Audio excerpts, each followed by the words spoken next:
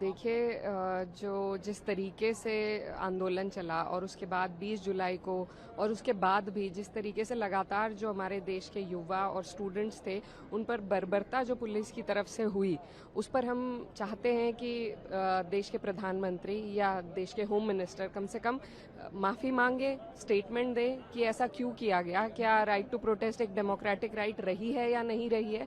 उसके बाद जो अधिनियम लाया गया है वो तो एक चर्चा, वो तो एक नॉर्मल प्रोसीजर है, उस पर डिस्कशन भी होगा, वो पास भी होगा, फेल भी होगा, जो भी है वो तो एक नॉर्मल प्रोसीजर है।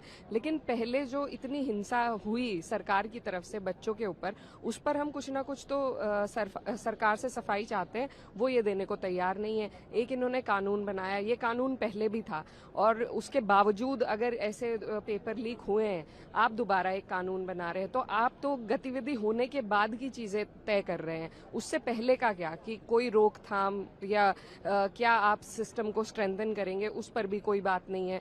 तो ये तमाम चीजें हैं जिस पर विपक्ष चाहता है कि पहले सरकार जिम्मेदारी ले, जवाब दे। जब हर चीज के लिए स्टेटमेंट दी जा सकती है प्रधानमंत्री जी द्वारा, तो बच्चों पर जो बर्बरता हुई उसके ऊपर नहीं दे सकते एक बार खड़े होकर, सदन में भी नहीं आ रहे हैं। इतनी अहम आंदोलन चला इस देश में, उसके बावजूद प्रधानमंत्री अनुपस्थित हैं सदन से और होम मिनिस्टर भी कोई स्टेटमेंट देने को तैयार नहीं है। तो ये हमारा मुद्दा है।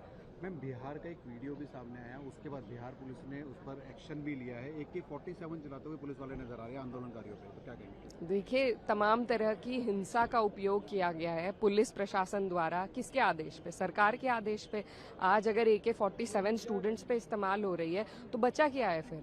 यहाँ पर पैलेट गन्स हो गई, लाठी हो गई, लाठियों में कीले डाल डालकर, आंसू गैस और पता नहीं तमाम चीजें, रोजाना वायलेंस की खबरें नई से नहीं पता चल रही। अब ये AK-47 वाली आई है, जो चीज, जो बंदूक आप देश के टेररिस्ट पे चलाते हैं, वो आप देश के बच्चों पर चलाने का काम कर रहे हैं, जो कि पीसफुल प्रोटेस्ट कर रहे थे इतने लंबे वक्त से।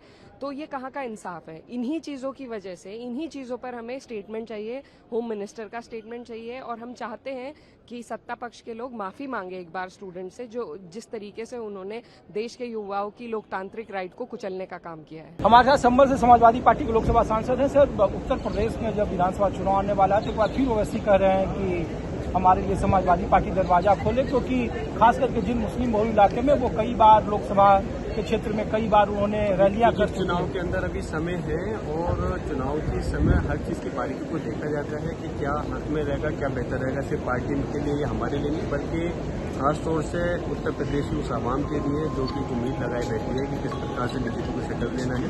तो जो भी होगा बहुत सोची समझी रणनीति के तहत ही वो फैसला लिया जाएगा और आने वाले समय में जल्दी आपको। लेकिन वो बिजनौर में कार्यक्रम कर रहे हैं, वो मुस्लिम बहुल डोमिनेटिंग इलाके में कर रहे हैं और एक तरह से जैसे बिहार में किया उन्होंने। हम किसी को रोक नहीं सकते, उनकी मर्जी है, लेकिन हम इंशाल्लाह समाजवादी पार्टी पूरी मजबूती के साथ चुनाव पीडीए के साथ मिलकर करेंगे और इंशाल्लाह चुनाव को जीतेगा। पीडीए ही एकमात्र फॉर्मूला है सर आपके?